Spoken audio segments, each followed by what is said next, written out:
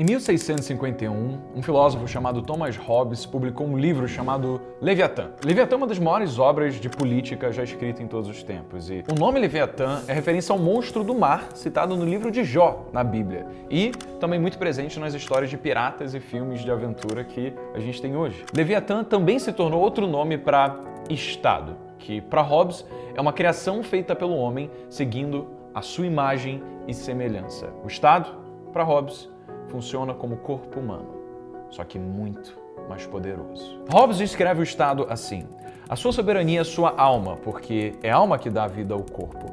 Os juízes e os ministérios são as juntas e as articulações que unem todas as partes e permitem movimento.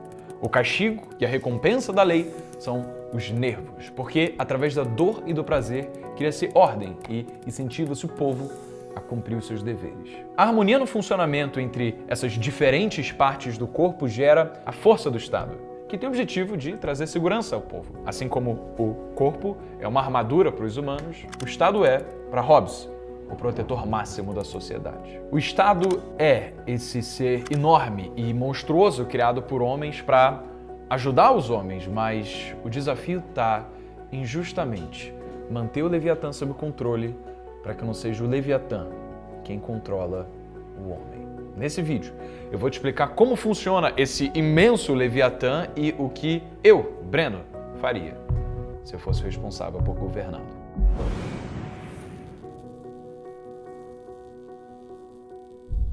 E antes de começar esse vídeo, eu queria falar do seu primeiro negócio. O seu primeiro negócio é um produto de empreendedorismo que as jovens têm para que você possa ser capaz de construir um negócio, rodar os seus projetos em ciclos que possam dar feedbacks para que você consiga gerar receita e ainda construir algo que no futuro pode ser vendável. Afinal, se lembra que o produto mais rentável que você vai vender na sua empresa vai ser a sua própria empresa. Então, no seu primeiro negócio, você vai aprender o passo a passo que eu usei e que a Jovens usou de forma metódica para construir vários negócios e que você também pode replicar para que você possa se tornar um empreendedor. Então, o link está na descrição para que você possa abrir o seu primeiro negócio. Para a gente começar, você precisa entender a diferença de dois cargos que a gente tem na política no geral. O primeiro deles é o chefe de Estado e o segundo, o chefe de governo. Qual que é a diferença dos dois? Olha, o chefe de Estado é o líder que representa a força de uma nação, a sua longevidade e,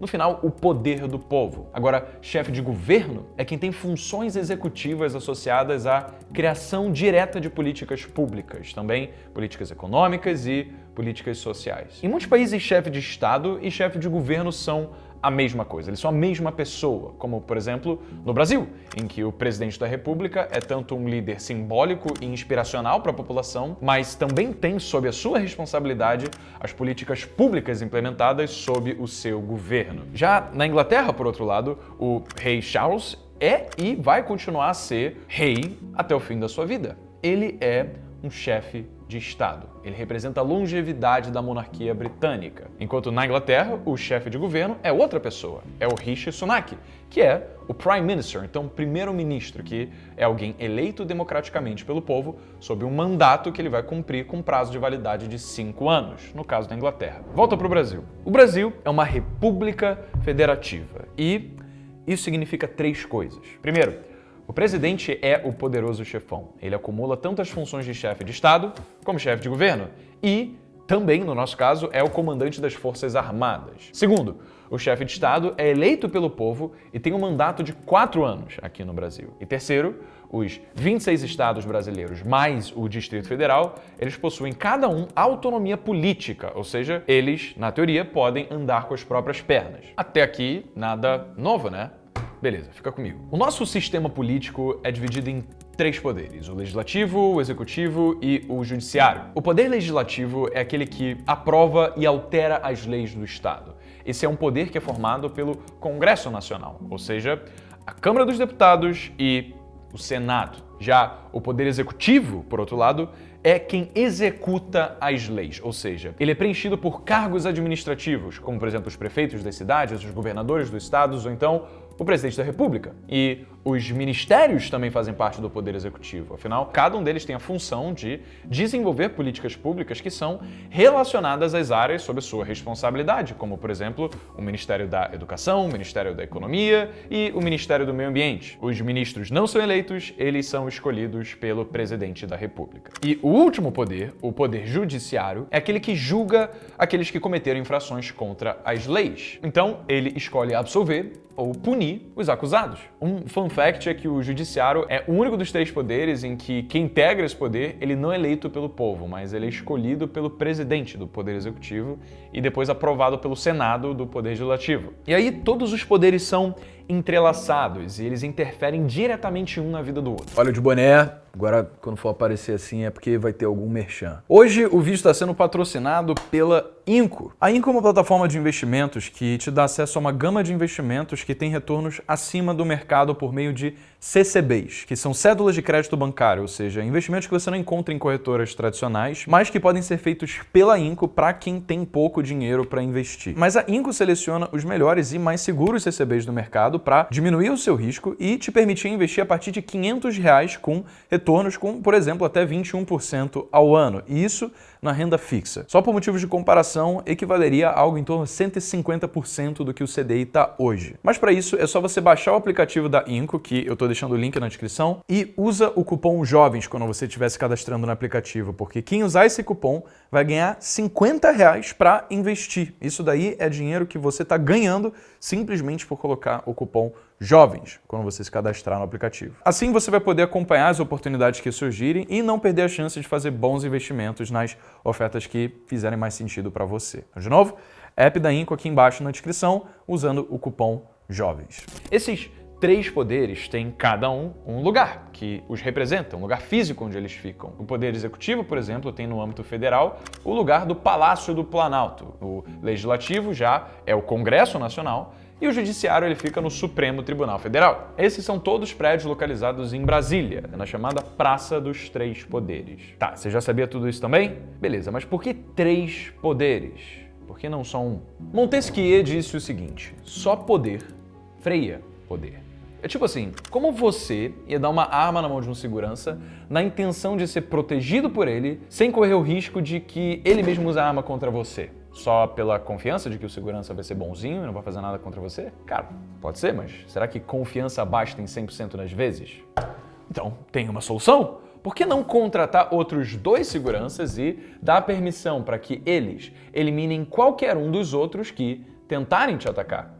Assim, cada um dos seguranças vai ficar com medo um do outro e aí, mesmo se eles tenham mais intenções, você vai ficar são e salvo. Essa é a lógica da separação dos 3 poderes. Na prática, as armas dos nossos seguranças são esses 3 poderes. Essas armas devem estar nas mãos de áreas independentes, que cada uma tem o direito e o dever de usar essas armas contra a autoridade que sair da linha caso ataque você, ou, no caso ataque a Constituição, que representa o poder do povo.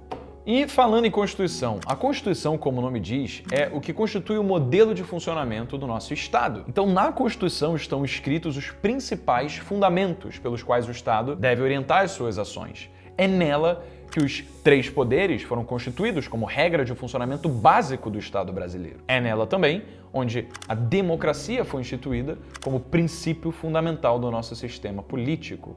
Ou seja, a Constituição é quem dita as regras do jogo. Ela dita o que pode ser feito, o que não pode ser feito, o que faz com que um governo não possa agir fora dos limites da Constituição. Por isso, é a Constituição que limita o poder dos governos. Peraí, como assim? Você falou de governo, você falou de Estado, de forma que eles parecem um pouco diferentes. Eles são? Então, imagina um círculo que representa tudo o que é permitido pela Constituição. Dentro desse círculo tem outro círculo. E esse outro círculo ele representa outra coisa: o Estado. O Estado é o conjunto de todos os cargos, funções e de toda a estrutura pública que sustenta as ações de um governo e permite que um governo possa atuar. Ou seja, um governo, na verdade, são as pessoas que operam a máquina pública do Estado. Então, o Estado é atemporal. ele sempre vai existir, ele sempre tende a existir, enquanto o governo é temporário. O governo se renova a cada leva de eleições, como, por exemplo, a gente considera o governo Dilma, o governo Temer, o governo Bolsonaro, o governo Lula. Agora, presta atenção. A Constituição limita o tamanho do Estado, certo? Isso significa que a máquina pública não pode ganhar um tamanho maior do que aquele previsto na Constituição. Mas o Estado limita o tamanho do governo, já que o governo ele precisa atuar dentro da estrutura que já existe do Estado, ou então o governo ele vai tentar buscar expandir ainda mais essa estrutura do Estado, ocupando mais espaço para que o governo então possa fazer ainda mais coisas que também são previstas na Constituição. Tá, e o governo limita as ações de quem? Sabe de quem? Da sociedade civil, a população brasileira, que ao eleger os governantes fica à mercê das medidas criadas por eles. Então o Estado é na verdade como um carro pilotado pelo governo. E um governo ele pode dirigir um Estado de forma ágil e eficiente, como um carro de corrida, ou então de forma obesa, lenta e improdutiva, como um jegue. A nossa Constituição atual, que entrou em vigor em 1988, é chamada de Constituição Cidadã. Isso tem um motivo. O motivo disso é principalmente pela quantidade de direitos que ela estabeleceu como obrigatórios para o Estado conceder para a população. Por exemplo, se você for ver o artigo 6º da nossa Constituição, ele diz o seguinte, abre aspas, são direitos sociais, a educação, a saúde, o trabalho, o lazer, a segurança, a previdência social, a proteção à maternidade e à infância, a assistência aos desamparados, na forma dessa Constituição. A nossa Constituição tem um total de 593 páginas, no momento que eu estou gravando esse vídeo. E com isso ela ganha o segundo lugar no ranking das maiores constituições do mundo. E por motivos comparativos, a Constituição original norte-americana ela tinha 5 páginas. Pois é, ao longo do tempo, algumas emendas constitucionais foram feitas e a Constituição norte-americana foi crescendo. Agora ela tem 192 páginas. Mas ainda assim, comparando a nossa Constituição com a dos Estados Unidos, a nossa tem limites mais amplos, ela tem fronteiras maiores. Então ela permite que o círculo ocupado pelo nosso Estado seja maior do que um dos Estados Unidos. O nosso governo é responsável por mais coisas. Num primeiro momento pode parecer incrível ter todos esses tipos de benefícios propostos pelo artigo 6º. De fato parece coisa de país de primeiro mundo. Só que, na prática, a abrangência do que é permitido pela nossa Constituição é tão grande que isso acaba gerando alguns problemas. Por exemplo, como todos têm direito à saúde, à vida, não existe limite do quanto um Estado pode gastar para tratar a enfermidade de alguém se essa enfermidade ameaçar a sua vida e a sua saúde. E a gente fala com isso, uau, que bom, né? Quer dizer que todo mundo vai ter direito à vida. Sim. Então, na teoria, o Estado pode e deve, de acordo com a Constituição, gastar, por exemplo, R$1 milhão no tratamento de uma pessoa que sofre com uma doença. Que bom. Mas o problema está no seguinte, o dinheiro do Estado não é infinito, o que significa que gastar R$1 milhão para atender uma pessoa pode significar que o Estado não vai conseguir gastar R$1.000 para atender e salvar a vida de outras 1.000 pessoas que também têm enfermidades, mas o tratamento dessas enfermidades custa mais barato. É claro, o Estado ele pode optar por imprimir mais dinheiro ou contrair dívidas para salvar todas essas pessoas, só que, como consequência, a gente já sabe o que acontece. Isso desperta um processo inflacionário que, em algum momento, prejudica o trabalho e a segurança de milhões de brasileiros por conta da desvalorização da moeda, o que, como consequência, acaba ferindo os outros 2 direitos que também são garantidos pelo artigo 6º, que é a segurança e o trabalho, ou seja, é um direito competindo com o outro. Percebeu a complexidade da questão? Na verdade, foi por isso que o governo do Drácula, quer dizer, do Temer, ele implementou o teto de gastos, um mecanismo que força o Estado a administrar melhor o seu dinheiro, ao invés de recorrer a dívidas ou então à impressão de dinheiro. O teto de gastos, olhado de forma absolutamente pragmática, ele foi nada mais do que uma forma de buscar que o Estado fizesse algumas coisas de forma sustentável ao longo do tempo, ao invés de fazer tudo por um certo período de tempo até, eventualmente, ele não conseguir fazer mais nada para ninguém, porque ele vai quebrar, como aconteceu com a Venezuela, em que a administração do Estado gerou efeitos inflacionários que deixaram 81,5% na população em condições de pobreza. Sim, é claro que essa é uma puta questão polêmica, cara. É óbvio, afinal, dizer que uma vida vale mais do que a de 1.000 pessoas, ou então que furar o teto de gastos para atender essas 1.000 pessoas pode ser mais importante do que prejudicar a qualidade de vida de milhões de pessoas no médio e longo prazo, tudo isso é no mínimo bem macabro. Ninguém consegue ver uma resposta para isso e ninguém quer ter que fazer uma escolha como essas. E falando em escolha, é por isso que as escolhas que a gente faz acabam não sendo relacionadas a quem vai viver e quem vai morrer. Elas são relacionadas a quem vai fazer essas escolhas por nós. Nós, por vivemos em um regime democrático, elegemos os governantes que vão, por si, representar a opinião de cada cidadão e aí a gente terceiriza essa função de escolha para eles. Isso é um Estado democrático de direito, uma democracia. Democracia é a junção do grego demos, que significa povo, e kratia, que significa poder. Você lembra de Kratos do God of War? Ou seja, democracia é o poder do povo, ou o governo exercido por ele. Uma das primeiras experiências consideradas democráticas aconteceu em Atenas, sob a liderança de um cara chamado Clístenes, em mais de 500 anos antes de Cristo. Nessa época, cidadãos eram basicamente selecionados aleatoriamente para ocupar cargos administrativos e judiciais, e a Assembleia Legislativa era composta por todos os cidadãos atenienses. Esses cidadãos, eles podiam falar, eles podiam votar na Assembleia, colaborando assim para o desenvolvimento das leis de Atenas. Mas nem todos os habitantes de Atenas eram considerados cidadãos, e por isso nem todos poderiam participar da política. Em 500 anos antes de Cristo, por exemplo, não eram considerados cidadãos atenienses mulheres, escravos, estrangeiros, os que não eram proprietários de terra e os homens com menos de 20 anos de idade. Isso tinha forte relação com a tradição antiga de considerarem cidadãos só aqueles que podiam participar de guerras, então basicamente homens com mais de 20 anos. E os votos em assembleia eram feitos em pedra, algo que Aristóteles achava até sofisticado em relação aos métodos anteriores, como por exemplo na Esparta, em que os homens acima dos 30 anos eram os únicos que podiam votar e faziam isso através de gritos. Coisa que o Aristóteles achava infantil. É através das nossas urnas que você exerce o seu poder democrático. Você vota em quem deve governar o Brasil no poder executivo e em quem vai representar os seus princípios, valores, ideais e interesses no poder legislativo, através dos deputados e dos senadores. Para representar a diversidade dos princípios, valores, das ideias e dos interesses espalhados por todo o Brasil, existem os partidos, os partidos políticos, que são tipo times de futebol disputando por mais espaço no grande e complexo campeonato político. No dia em que eu tô gravando esse vídeo, o Brasil tem principalmente 32 partidos políticos registrados no Tribunal Supremo Eleitoral, cada um com a sua própria ideologia, distinta uma da outra. Ou será que é distinta uma da outra?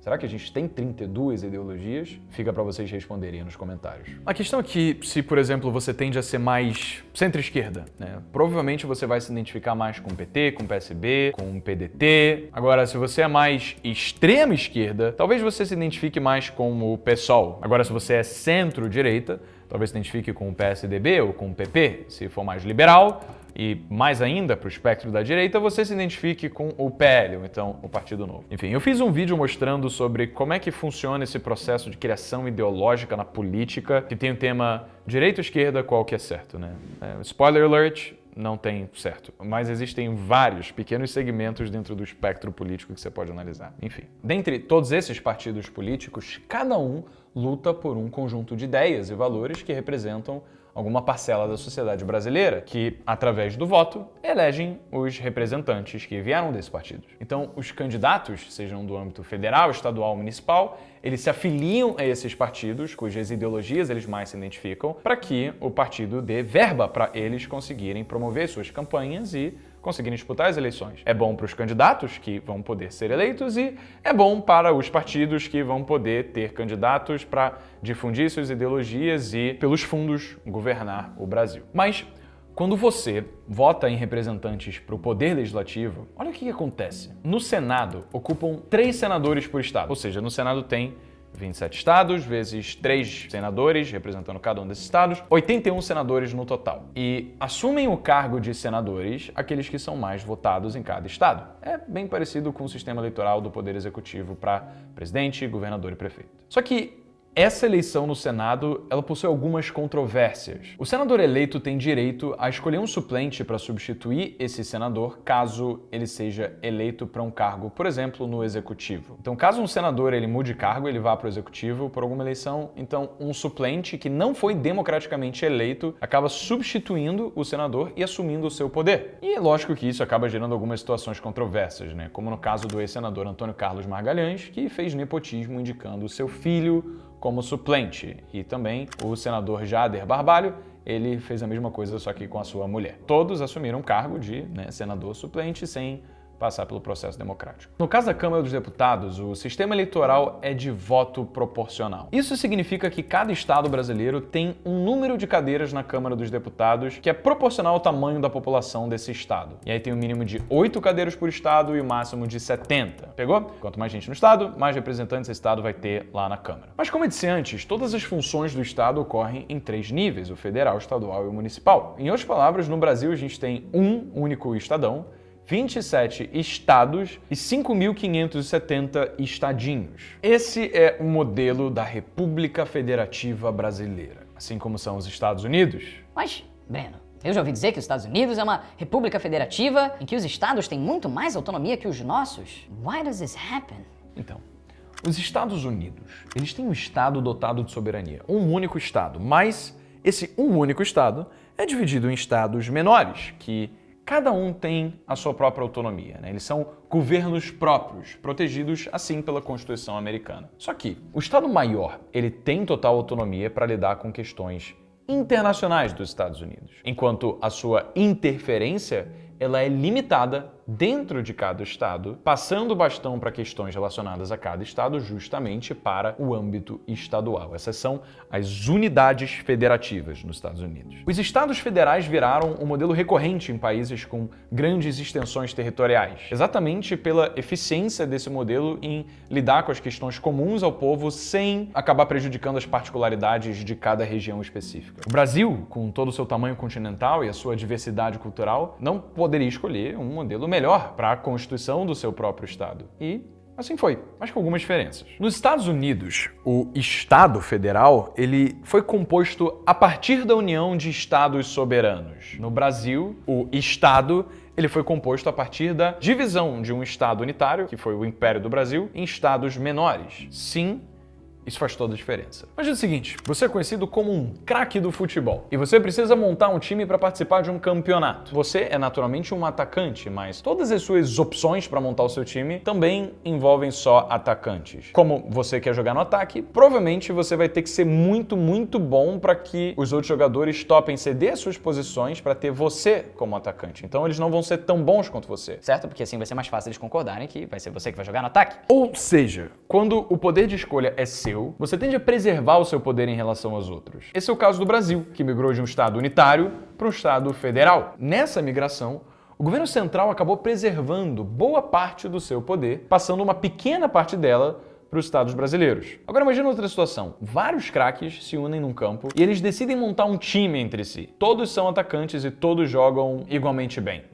O que vai acontecer? Bom, cada um vai tender a ceder apenas o suficiente para chegar num acordo do qual todos possam jogar um pouco no ataque. Afinal, é isso que todo mundo quer. Ou seja, quando o poder de escolha é descentralizado, cada participante do acordo tende a preservar o máximo do próprio poder, cedendo apenas o suficiente para que um acordo em comum seja benéfico para ele. Esse foi o caso dos Estados Unidos. E me desculpa se não foi a melhor alegoria em relação ao futebol, eu particularmente não sou muito entendedor disso, mas eu acho que deu para fazer o ponto. Comenta aí, Breno, eu entendi. Por isso, nos Estados Unidos, as unidades federativas possuem muito mais autonomia do que as do Brasil. E por isso, o Estado Federal brasileiro preserva fortes características de um Estado unitário. E aí o resultado é esse aqui. De qualquer jeito, podem existir diferentes visões de cada governo dos estados. Você deve ter percebido a treta que pode se tornar essa relação entre o governo central e os governos dos estados na época que se falava nas medidas de combate ao Covid. O Bolsonaro de um lado, negacionista, o Dória de outro, o Witzel de outro e por aí vai. Cada governador tinha autonomia para tomar as decisões em relação ao lockdown, às vacinas, ao fechamento de escolas, de lojas, à obrigatoriedade de comprovante de vacinação, enfim. Mas existem medidas para que essa relação ocorra de uma maneira menos complicada. As leis. São as leis que vão definir onde o Estado pode meter o nariz e onde os estados e os estadinhos possuem total autonomia para tocar o barco sozinhos. A gente sabe que existem leis federais, leis estaduais, leis municipais, mas existem várias outras coisas, tipo Constituição Federal, tratados, convenções, constituições estaduais, leis orgânicas, leis ordinárias, leis complementares, leis delegadas, medidas provisórias, emendas à Constituição, decretos legislativos, resoluções, instruções normativas, portarias e por aí vai. Dentre esses tipos, teve um estudo que apontou que existem mais de 34 mil leis no Brasil. Imagina você decorar tudo isso, é provável que você espirre e vire um infrator. Teve um outro estudo ainda que mostrou que 790 mil normas estão vigentes. E isso de outras 6 milhões de normas que já foram editadas entre o ano da promulgação da Constituição Federal, em 1988, até 2019. Uau, bizarro. Engraçado que acabam surgindo umas leis bem bizarras de vez em quando. Olha só, teve uma lei que entrou em vigor em Pouso Alegre, lá em Minas Gerais, foi em 1997. Basicamente, ela multava em R$100 quem fizesse faixas e banners com erros gramaticais. E aí a multa subia para R$500 caso o erro fosse estampado em outdoors. A galera nunca mais errou uma vírgula nessa cidade, boatos. Outra, com o objetivo de prevenir a violência, teve uma medida que foi tomada pela Prefeitura de São Luís, lá no Maranhão, em 2009, que proibia o uso de máscaras no carnaval. Pois é. Em 2007, as mulheres da cidade de Aparecida, no interior do estado de São Paulo, foram proibidas de usar minissaia. Cara, se eu for entrar nos detalhes de cada um dos tipos de lei que já surgiram, também vai dar 1 hora de vídeo aqui. Mas a gente se pergunta, velho, porra, é muita lei. Quanto que isso deve ter custado pro governo? 34 mil leis, 790 mil normas, mais de 6 milhões de alterações. Pois é, fica de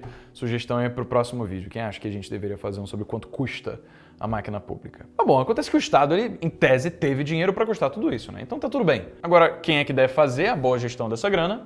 O presidente da República, e a gente volta para o título desse vídeo. O presidente deve coordenar a elaboração de 3 documentos que vão nortear como, quando e onde o orçamento do Estado vai ser usado. Esses documentos são o Plano Plurianual, a Lei de Diretrizes Orçamentárias e a Lei Orçamentária Anual. Não vale entrar em detalhes em relação a cada uma delas. Eu fiz um vídeo falando sobre o Paulo Guedes em que eu entro a fundo em relação à LDO e à LDA. Mas, em resumo, o Plano Plurianual abrange um período de 4 anos, basicamente, e estabelece metas para execução no planejamento estratégico do governo, que vão acabar direcionando as ações de toda a administração pública federal nesse período. Já a LDO, ela é feita com base no Plano Plurianual e é elaborada pelo Poder Executivo, sob a direção do Ministério do Planejamento, do Orçamento e da Gestão. O que a LDO faz? Ela tem o planejamento orçamentário necessário para executar as metas estabelecidas pelo Plano Plurianual para o próximo ano. Já a LOA, a Lei Orçamentária Anual, é o orçamento total do Estado para colocar o plano em ação. Ou seja, a LOA é um documento consolidado a partir da LDO. Tudo isso daqui, esse monte de documento, ele passa pelo Congresso e ele deve ser aprovado lá. Então o presidente ele não pode chegar e falar que ele vai gastar o quanto que for, né? Isso precisa ser aprovado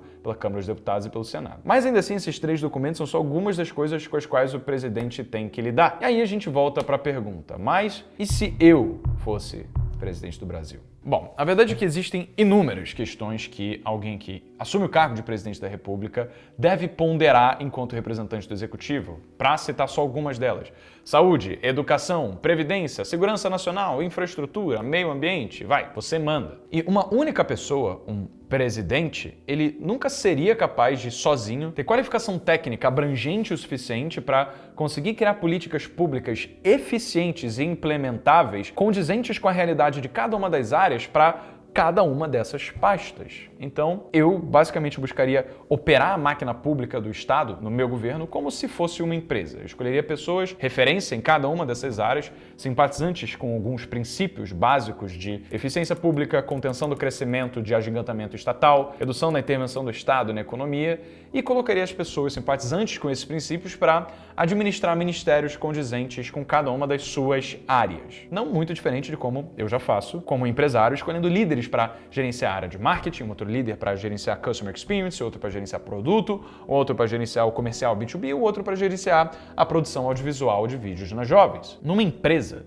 um líder só cumpre o seu papel se ele for capaz de escolher pessoas que são melhores do que ele para atuarem nas áreas que elas são referências em atuar. E os principais balizadores para a escolha desses profissionais é competência técnica, de fato, né, provada com histórico, entrega provada, geração de resultado, e também alinhamento cultural com os princípios da empresa, como, por exemplo, humildade, franqueza, excelência, idoneidade. Mas a realidade é que, numa boa, sinceramente, eu, Breno, não seria presidente da República. Pelo menos não que eu consiga imaginar pelos próximos 20 anos. Eu tenho muita coisa para fazer nesse negócio chamado Jovens, que eu comecei tem 4 anos, e ainda vários outros projetos que eu quero tocar aqui dentro, fora a quantidade de dinheiro que eu ainda quero acumular. E ainda, a melhor forma que eu vejo hoje para ajudar o Brasil não é me tornando presidente, mas fazendo exatamente o que eu já faço e que chega a milhões de pessoas. E se algum dia, depois que eu tiver dado conta de todos esses projetos que eu quero e que hoje eu não descansaria sem ter tido absoluta certeza de que pelo menos eu tentei, aí pode ser que política possa vir a entrar em cogitação. Eu, quando saí da escola, acreditava demais no governo como a principal estrutura responsável por assegurar a minha qualidade de vida, né? De sentir como se o meu bem-estar dependesse do governo. Mas a minha vida mudou depois que eu parei de reclamar do governo por não tê-lo cumprindo as expectativas que eu esperava do que ele deveria fazer, e quando eu comecei de fato a estudar sobre como alcançar os meus sonhos, independentemente do governo. Porque a melhor forma de se livrar das amarras sociais, ou de depender de governo, ou de depender de terceiros no geral, é assumindo responsabilidade pelas nossas vidas, mas não adianta você dizer que é tudo culpa sua se você não tem educação para saber o que fazer com toda essa responsabilidade que você acabou de assumir. Então, por isso a gente criou o SPN, que é o Seu Primeiro Negócio, que é um treinamento claro para que você seja capaz de identificar oportunidades no mercado e saiba como construir negócios para se capitalizar sobre mudanças, sobre oportunidades, sobre até ideias já existentes que você pode entrar em mercados que já são provados e validados, assim como também inovadores. Então, você vai encontrar tudo isso lá. Educação é o que livra a gente dessas amarras sociais e permite que a gente possa prosperar apesar do governo e não por causa dele. Olha de boné, voltei. Então se lembra só de ir aqui embaixo na descrição e baixar o aplicativo da Inco usando o cupom JOVENS. Deixa um like nesse vídeo, se inscreve no canal, porque eu vi que tem mais 50% das pessoas que estão assistindo o canal da Jovens e não estão inscritas. Como assim, cara? A gente faz o trabalho mó da hora aqui. Deixa o like para valorizar isso, chamar mais pessoas e para mostrar que você gosta desse tipo de conteúdo para o YouTube. Obrigado por ter assistido. Sem mais, essa é a Jovens de Negócios.